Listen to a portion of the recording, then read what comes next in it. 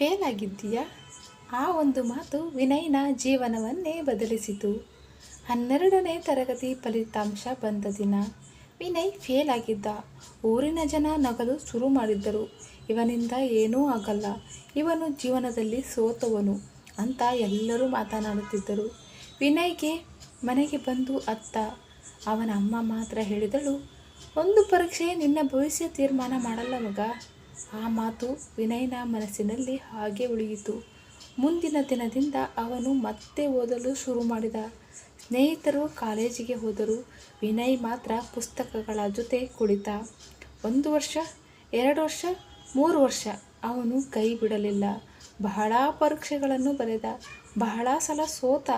ಆದರೂ ಅವನ ಪ್ರಯತ್ನ ನಿಲ್ಲಲಿಲ್ಲ.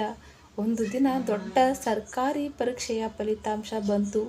ವಿನಯ್ನ ಹೆಸರು ಮೊದಲ ಪಟ್ಟಿಯಲ್ಲಿ ಇತ್ತು. ಅವನು ಅಧಿಕಾರಿಯಾಗಿದ್ದ. ಅವನನ್ನು ನೋಡಿ ಹಿಂದೆ ನಗ್ಗಿದ್ದ ಜನರೇ ಈಗ ಅಭಿನಂದಿಸುತ್ತಿದ್ದರು.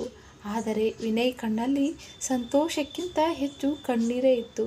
ಯಾಕೆಂದರೆ ಅವನ ಯಶಸ್ಸು ನೋಡಲು ಅವನ ಅಮ್ಮ ಬದುಕಿರಲಿಲ್ಲ. ಫಲಿತಾಂಶ ಬರುವ 2 ತಿಂಗಳ ಮೊದಲು ಅಮ್ಮ ಮೃತಪಟ್ಟಿದ್ದಳು. ವಿನಯ್ ಅಮ್ಮನ ಫೋಟೋ ಮುಂದೆ ನಿಂತು ಹೇಳಿದ, ಅಮ್ಮ, ನಾನು ಗೆದ್ದೆ. ಅವನ ಕಣ್ಣೀರು ಮಾತ್ರ ನಿಲ್ಲಲಿಲ್ಲ. ಜಗತ್ತು ನಿನ್ನನ್ನು ಸೋತವನು ಅಂತ ಕರೀಬಹುದು, ಆದರೆ ನೀನು ಕೈ ಬಿಡುವವರೆಗೂ ನೀನು ಸೋತವನಲ್ಲ. Thank you for watching.